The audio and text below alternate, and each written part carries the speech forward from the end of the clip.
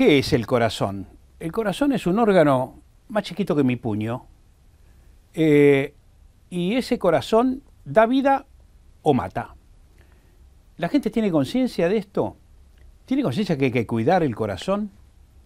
Yo no sé, no estoy tan seguro. Por ejemplo, la gordura extendida en el mundo está demostrando que al corazón no se lo cuida. Cuanto más carga el ser humano, más carga peso el ser humano, más dificultad tiene el corazón para trabajar. Hemos sido sorprendidos además por esta circunstancia de jugadores de fútbol que se caen con un síncope, con un ataque al corazón fulminante en medio de la cancha. No hay mucha conciencia respecto de los métodos de seguridad que hay que tener para evitar estos desastres en lugares masivos, ¿no? Pero para hablar de estos temas, yo no soy el experto. El experto es Verónica Schoch. Gracias por estar aquí. Gracias a ustedes. Verónica es directora ejecutiva de la Fundación Interamericana del Corazón. ¿Qué es la Fundación Interamericana del Corazón? Nosotros somos una organización sin fines de lucro que promovemos políticas públicas para reducir las enfermedades cardiovasculares y las enfermedades crónicas en general. Nuestra misión tiene que ver con promover cambios en el entorno a través de políticas, porque como bien decías, hay que cuidar el corazón y mucho se dice respecto de hábitos saludables, claro, pero al hábito hay que ayudarlo con un entorno, ¿sí? A través de promover, a través de las políticas, facilitar aquellos hábitos saludables y reducir el acceso a los que no son saludables. Y en ese sentido hay mucho trabajo por hacer, por ejemplo, a través de políticas fiscales, a través de regulación de diferentes medidas que facilitan o dificultan el acceso. Nosotros pensamos que esto es fundamental, porque el cambio individual requiere de una gran motivación, pero mucha gente, a pesar de la motivación, no tiene los medios a su alrededor. Bueno, a eso nos dedicamos, a promover esas políticas públicas. Sí, vos sabés que yo lo conocía a Favaloro. Fui paciente de Favaloro y fui amigo de Favaloro. Y él estaba muy preocupado siempre por las condiciones sociales. Él decía, si no cambian las condiciones sociales, va a seguir habiendo enfermos del corazón. ¿Estás de acuerdo? Es absolutamente así. Los factores de riesgo, como vos mencionabas, la obesidad, el tabaquismo, la mala alimentación es un determinante crítico de la obesidad, de la hipertensión arterial, el sedentarismo, el consumo excesivo de alcohol, todos estos determinantes sociales que son evitables, golpean más fuertemente a los sectores sociales más vulnerables. Si vemos, por ejemplo, tabaquismo, golpea más fuertemente al sector más pobre, no solo porque fuma más, sino porque después se enferma más, porque hay más comorbilidad y después accede peor al sistema de salud. Si vemos obesidad, es significativamente más alta en Argentina en personas más pobres, especialmente en mujeres. Si vemos hipertensión, es casi el doble mayor en los más pobres, de manera que definitivamente es un problema, como decía René Favaloro, es un problema social y bueno, justamente necesitamos facilitar políticas que ayuden a reducir esas brechas de inequidad. Ahora, no hay que tener plata para cuidar el corazón, porque tenés que comer determinados productos que son caros, que no son los habituales. La gente se engorda porque come hidratos de carbono, pan, pastas. ¿No hay que tener plata para cuidar el corazón? Justamente lo que vos decís va en contra del mito famoso que la obesidad es un problema de la abundancia. La obesidad es un problema de la pobreza. De la pobreza. Justamente. Y si miramos, por ejemplo, una de las políticas que se recomiendan es facilitar el acceso a través de precios y políticas de disponibilidad de las frutas y las verduras, que son muy costosas en nuestro país. Claro. Una medida, por ejemplo, fiscal, tiene que ver con aumentar los impuestos de alimentos y bebidas que no son saludables, para que justamente se incline la balanza, se reduzca el acceso, por ejemplo, a bebidas azucaradas, que son un importantísimo determinante de obesidad, no son un alimento necesario, son muy baratas. Argentina lidera algunos rankings de consumo como bebidas azucaradas, galletitas, tabaco, que no son esenciales y que deberían ser significativamente más caros, facilitando, abaratando el acceso a alimentos sanos como las frutas, las verduras, el pescado. Y en Argentina tenemos un gran campo para trabajar al respecto, porque los alimentos sanos, como vos bien decís, hoy son muy costosos y, por ejemplo, tenemos el cigarrillo más accesible de América Latina. Sí. Te voy a hacer una pregunta directa. Sí. Si querés la contestás, porque es de psicólogos sociales. fíjate vos, ¿no? Los carteles con el cigarrillo dicen, no fume, esto mata. La gente sigue fumando.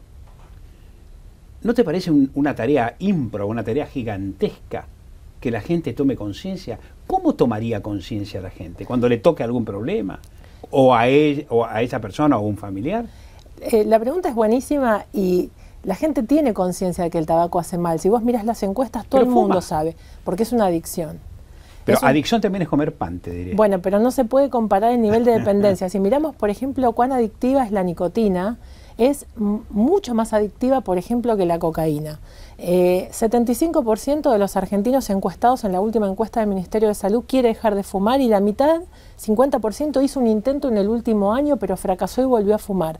Estamos hablando de una dependencia alta. Yo fumaba. Dejar el cigarrillo me costó unas cuantas caminatas por las paredes, bajar, subir las paredes, bajar. Es realmente una adicción terrible, terrible. Por eso es que, como exfumador te lo puedo decir, ¿no? Absolutamente. Como es muy difícil dejar de fumar, las políticas públicas tienden a evitar el inicio. No solo ayudar a la persona que ya es dependiente, que por supuesto hay medidas que ayudan a dejar de fumar, pero las políticas apuntan primordialmente a la prevención del inicio del consumo de tabaco. Por ejemplo, el aumento del precio de los cigarrillos, la prohibición de fumar en lugares cerrados y la eliminación de la publicidad y promoción. Un logro sensacional eso, ¿no? Sensacional, reduce el consumo y reduce la iniciación. Un chico que crece en una escuela libre de humo, en un lugar público libre de humo, que se establece a través de regular el tema, tiene un tercio menos de chance de empezar a fumar.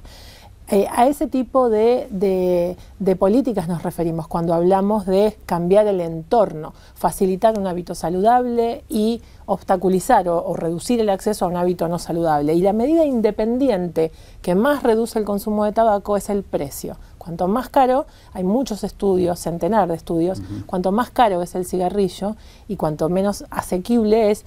Asequible me refiero a la capacidad o poder de compra que se genera en relación al ingreso. Cuanto más difícil es comprarlo, al cigarrillo, menos se fuma. Y nosotros estamos viendo una tendencia negativa en ese sentido en nuestro país. Sí. ¿Por qué fumó mi generación? Mi generación fumó porque daba aires de mayoría. Quedábamos bien con las chicas. ¿Por qué fuman los jóvenes ahora? ¿Qué les atrae del cigarrillo? Bueno, la publicidad de tabaco, publicidad, promoción, patrocinio de tabaco, toda la estrategia de marketing de tabaco, trabaja fuertemente. La industria tabacalera invierte millones de dólares por día en el mundo para transformar en glamoroso un producto adictivo y mortal. Y la verdad que logra resultados importantes. Con esto te va a ir bien, con esto te va a ir bien, algo claro, así. Es la garantía del éxito, de la seducción, del acceso al mundo de los adultos. Los mensajes están claramente dirigidos a los chicos. Del machismo exagerado. Sí, y también dirigidos a la mujer. En las últimas décadas presenciamos una clara modificación de las campañas dirigidas a captar el mercado femenino con un gran éxito para las tabacaleras, porque la epidemia está creciendo de manera dramática en las mujeres, donde vemos cómo aumenta el cáncer de pulmón, la enfermedad los problemas cardiológicos. Los cardiólogos hablan de un incremento notable del consumo de cigarrillos por parte de las mujeres, ¿no? Exacto, y eso tiene que ver básicamente con el marketing. Por eso es tan importante, como otra política pública para reducir la epidemia de tabaco, prohibir la publicidad. Realmente la publicidad genera un impacto en el inicio de los chicos muy grande, y en los países donde se logró prohibir la publicidad de tabaco, la iniciación se redujo también enormemente. Y es importante, cuando se regula la publicidad, prohibir todos los canales de publicidad, porque si no sucede lo que está sucediendo ahora en la Argentina. Se prohíbe la publicidad en radio, televisión, en carteles en la calle, pero se permite en el punto de venta. Y claro, la industria que hizo, reinvirtió lo que ya no puede invertir en los diarios, por ejemplo, o en la televisión, y expandió y explotó el punto de venta al máximo. Entonces, hay que lograr que realmente se reduzca la exposición a la publicidad por todos los canales. Sí, ¿tenés algún ejemplo mundial donde se haya trabajado bien? Sí, hay muchos. ¿Me das ejemplos? Podemos hablar de varios ejemplos en Latinoamérica. Por ejemplo, en nuestra propia región, nosotros ya tenemos 6 países con prohibición completa de la publicidad, de los cuales 2 la han implementado bien. ¿Qué países podemos recordar? Panamá y Colombia tienen una prohibición completa de la publicidad, incluyendo el punto de venta. Ahora, más recientemente, la prohibió también la publicidad, toda forma de publicidad, Brasil y Chile, pero ellos están en proceso de implementación. Todavía no está en la calle, todavía no la vemos implementada. ¿Hicieron gestiones con las autoridades para Sí, absolutamente. Bueno, Argentina no es que no ha avanzado, nada, ha avanzado. Nosotros, como vos mencionabas, una gran cosa con la que contamos son los ambientes libres de humo. Y si bien tenemos una restricción de publicidad, aunque no es completa, que se haya restringido por varios canales, es un avance, aunque en materia de publicidad nos queda mucho por trabajar. En la región también hay por lo menos 5 o 6 países que han dado un salto importante en materia de precios de los cigarrillos. 2, 3. Por ejemplo, México ha hecho un aumento progresivo de los impuestos y precios de los cigarrillos, Uruguay, Brasil, de nuevo Panamá, Venezuela, Chile hizo aumentos de precios de los cigarrillos, Ecuador, podríamos irnos a otras regiones, pero me gusta más compararnos con los países de nuestra propia región. Y nosotros, si miramos qué tan baratos son nuestros cigarrillos, son los más accesibles de toda Latinoamérica, el tercero más barato y el primero más accesible si se lo compara con el ingreso. Y en ese sentido, el escenario es preocupante en la Argentina porque si bien se avanzó con algunas políticas como los ambientes libres de humo, estamos retrocediendo, estamos borrando con el codo lo que escribimos con la mano. Generamos una política muy positiva como la de los ambientes libres de humo, que tendría un impacto importante en el consumo, pero si abaratamos, facilitamos el acceso al tabaco, eso neutraliza el potencial impacto de la otra medida. Claro. Y nosotros, ¿qué medimos con nuestro equipo económico de la Fundación? Evaluamos qué pasó con el precio de acuerdo al ingreso. El ingreso creció en la Argentina en la última década, como creció también la inflación, pero el crecimiento del precio real de los cigarrillos no acompañó ese crecimiento. Y para poner una cifra concreta, nosotros en el 2005, con un salario promedio de la Argentina, podíamos comprar 230 paquetes de cigarrillos. Y hoy, con el doble. ¿No estarás arremetiendo contra montañas muy difíciles de cruzar? Bueno, contra intereses creados muy por supuesto muy que fuertes. los hay y son importantes, pero la evidencia científica es contundente, las excelentes experiencias que hay en el mundo demuestran que se puede. Y que el derecho a la salud está por encima del derecho económico de cualquier corporación y vale la pena. Pero en la Argentina luchando. todo se demora. El Estado tendría que articular muchos de los pedidos que ustedes han formulado, ¿no? Sí, en la Argentina hemos tardado bastante en sancionar la ley de control de tabaco durante décadas. En el 2011 se sancionó y en el 2013 se reglamentó. Estamos hablando de una política muy reciente. Ha sido un gran paso y nosotros notamos que hay un cambio cultural en relación a eso. Hoy realmente hay un nivel de aceptación social con, por ejemplo, los ambientes libres de humo muy alto, arriba del 90% de la población. Y para sorpresa de muchos que piensan que la medida de aumentar los precios de los cigarrillos es una medida antipopular, porque se le toca el bolsillo a la población, 78% de la población argentina en la última encuesta del 2012 se manifestó a favor, entendiendo que es una manera de desincentivar el consumo. De manera que en la Argentina queda mucho trabajo por hacer, pero hay un cambio notorio cultural en torno a la conciencia que hay sobre el tabaco. Claro. ¿Qué pasó con estos dispositivos fenomenales que hay y que faltan en muchas oficinas públicas y que faltan en estadios de fútbol y que faltan en cualquier lugar donde la gente se aglomera, que es ese aparatito que permite frente a un ataque cardiológico actuar con rapidez? ¿Cómo se llama ese aparatito? El desfibrilador. El desfibrilador. Sí. ¿Qué pasa que todavía no se ha popularizado el desfibrilador? Bueno, en eso hay también algunos países de la región. Primero, explícanos qué es el desfibrilador. Sí, bueno, es un aparato que permite reanimar a una persona que tuvo un paro. Que es una recomendación de políticas públicas también, y por ejemplo Uruguay lo tiene implementado. He leído que médicos dan clase. Exacto. Al respecto, sí. Sí, y daba por ejemplo a Uruguay que ya lo tiene implementado. En Argentina se está en proceso, hay una ley bastante reciente que establece la capacitación al respecto, pero todavía es un terreno donde no hay mucha concientización ni entrenamiento suficiente, ¿no? Y bueno, esto es algo que lo vemos en muchos aspectos de lo que es la prevención de enfermedades cardiovasculares, cerebrovasculares y crónicas en general, ¿no?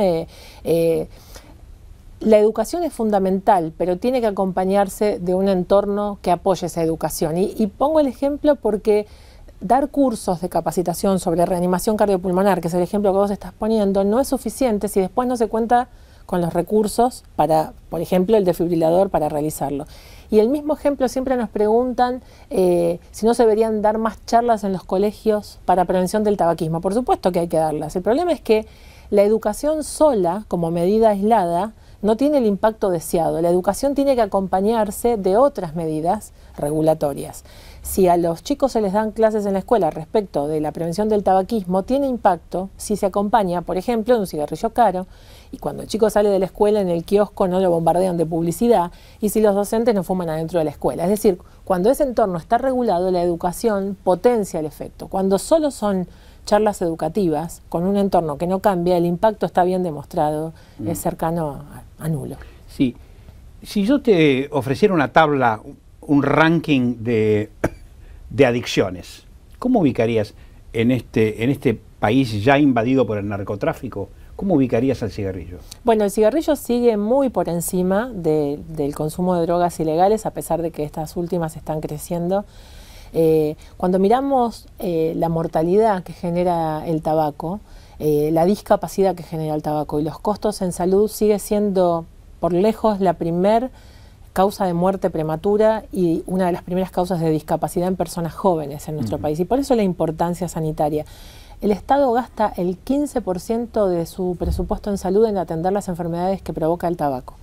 Estos son unos 21.000, entre 21.000 y 24.000 millones, no 21 millones, 24.000 millones de pesos en atender las enfermedades que provoca el tabaco, que es el doble de lo que recauda en materia de impuestos. De manera que ahí está el otro mito de que los impuestos al tabaco son un negocio para el Estado. No son un negocio para nadie, solo para las tabacaleras los cigarrillos son un negocio. Decime, ¿qué le dirías a los jóvenes respecto de la problemática genética? Que hay, de alguna u otra manera, deberían cuidar también, ¿no? Es decir, el hijo del cardíaco, de alguna manera, debería revisarse año tras año, hacer todos los exámenes. ¿Connota una carga importante para la descendencia? Vos sabés que por supuesto que aquellos que tienen antecedentes deben controlarse y eso tiene que ver más con un abordaje individual de la consulta médica, ¿no? Pero cuando uno mira el grueso del volumen de los eventos cardiovasculares, que hoy en la Argentina son la primer causa de muerte en nuestro país, la amplísima mayoría no tiene que ver con antecedentes familiares ni con la cuestión genética, tiene que ver con los hábitos.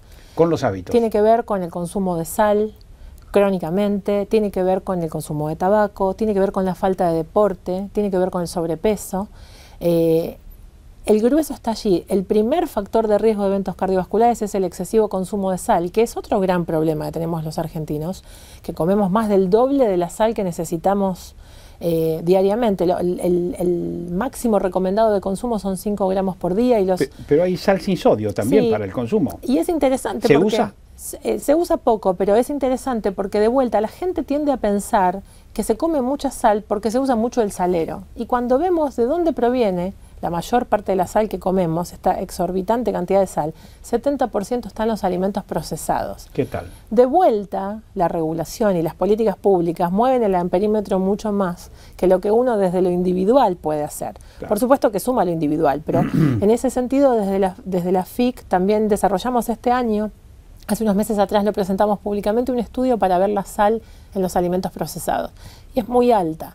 Necesitamos, en ese sentido, hay una ley muy reciente que se acaba de sancionar en noviembre del año pasado que regula los saleros en los restaurantes, pero también regula un tope de la sal que se le puede poner en los alimentos procesados, sí, y que eso va a estar entrando en vigencia en diciembre de este año. Sí, he notado que en los restaurantes se usa cada vez menos sal.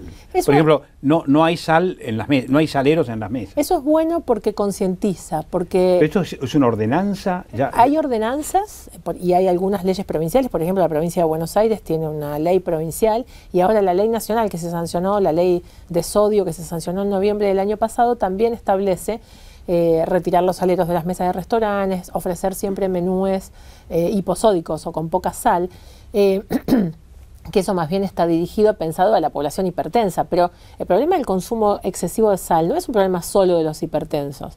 El excesivo consumo de sal es un problema de toda la población general y es el principal factor que aumenta la hipertensión arterial, que es el principal factor de riesgo cardiovascular. Por eso te decía, retomando tu pregunta, que es muy interesante, es que el grueso de la mortalidad cardiovascular y por enfermedades crónicas tiene que ver con hábitos, con determinantes sociales evitables. Y por eso estamos en una epidemia que desangra a los sistemas de salud en el sentido de que aumentan los eventos cardiovasculares, aumentan los tumores, aumentan los costos para el sistema de salud que no puede afrontarlos, cuando los determinantes son determinantes sociales evitables, evitables con políticas públicas. Mirá si será grave el problema que la ONU convocó en el 2011 a una cumbre a los mandatarios de todo el mundo.